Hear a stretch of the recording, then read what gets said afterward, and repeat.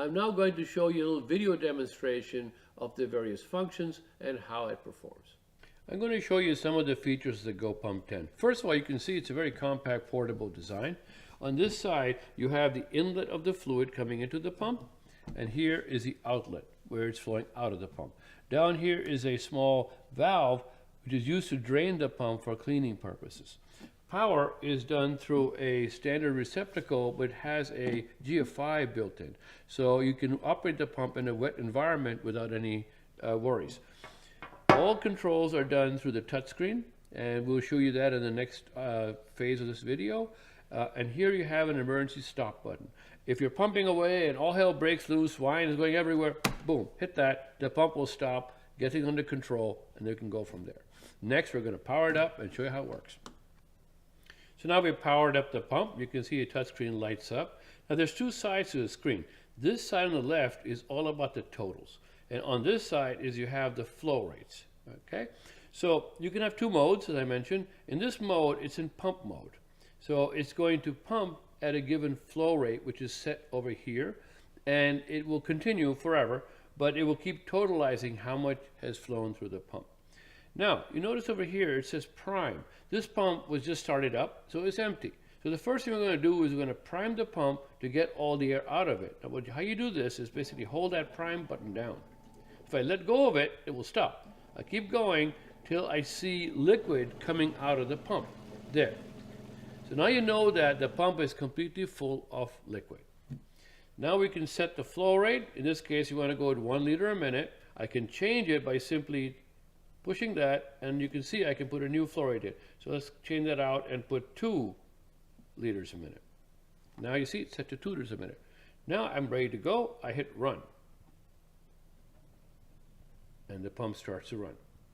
And you see that? It's holding, it's going to try to get to that rate. Sometimes it takes a couple of seconds. Speeding up. You can hear it speeding up. And now it's going to run around 2 liters a minute. You notice that the total is going up cumulatively. And this little arrow here indicates that it's got flow. And that's all there is to it. You run as long as you want, hit stop, and it will show you whatever the total was at this point. Now, if you want to run some more, you can keep going with this cumulator. If I hit run again, notice it was stopped at 0.78. It keeps going from there. So you can stop the pump, check something, and continue, and yet keep track of the running total. Now, if you don't want the running total, you hit reset. And now it resets the totalizer back to 0. That is the pump mode.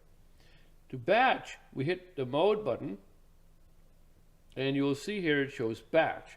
Now, batch is similar in the sense that the flow rate is controlled on this side. So remember I had set for 2. I can change that to 3 if I want. Let me clear it out. 3 liters a minute. Okay?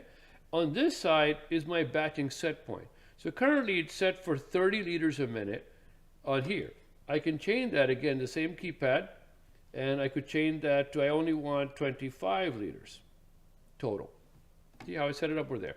Now, this is all in liters.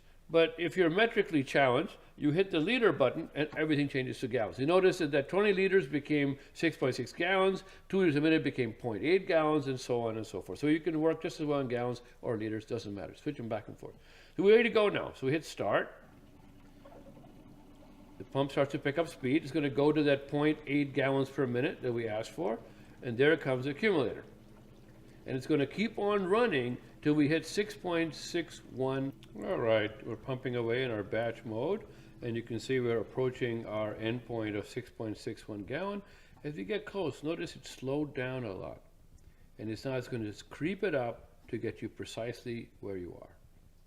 And there it is, 6.61 gallons have been dispensed. Done. The accurate system is about 100 mils. And now you're ready. You can either continue, in which case you'll keep adding on to this, or you can reset it with zeros out everything, and you have your next batch. Cleaning the system is very easy. You attach a cleaning solution, water or PBS, whatever, on the inlet, pump it through, make sure everything is being dislodged, then maybe do a rinse with water, and run to the pump is essentially dry. Now, there's always some liquid inside the pump, and we have made it really easy for you to completely drain the pump. What you do is you go on this side and you see this valve here. Put some kind of a container and open the valve. And any liquid that's in the pump, you can actually even tilt it a little bit and make sure there's nothing left in the pump. Because anything left in the pump will ultimately contaminate. What you want is a perfectly dry system with no liquid in there. Very simple to use, easy to clean, very rugged, light, the perfect pump. We saw the video. You now have a pretty good idea of how the pump works, how easy it is to use, how simple it is, but yet how versatile it is. These are some of the specifications. As I said, it's about 12 by 12 by 7. It weighs about 19 pounds, very easy to carry. Flow range is 1 to 10 liters per minute. You can go to 10,000 liter batch. Power either 110, 230, interchangeable. The GFI is built in, so there's no danger of having some kind of a wet short circuit or shock. The touch panel is a color LCD. It's IP65, which means it's splash proof. And it has a 1/2 inch female NPT inlet and outlet as standard, and you can put on various